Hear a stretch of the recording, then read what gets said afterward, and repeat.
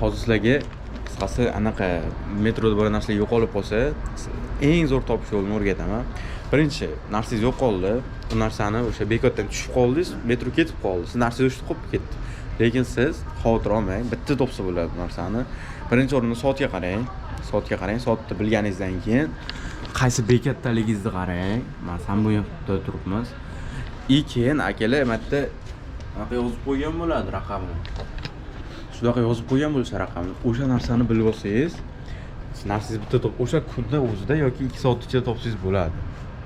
O'sha bekat qayergadir boradi, oxirgi bekatga borib to'xtagandan keyin narsangizni olib qo'yishadi. Koreyslar narsangizni olishmaydi. Hamma yoqda kamera bor. O'shaning uchun xavotir olmanglar. Mana shu narsalarni bilib olinglar birinchi o'rinda. Narsaning yo'qolishi Koreyada. Understand? Yeah, I understand. Shunaqa bo'ldi.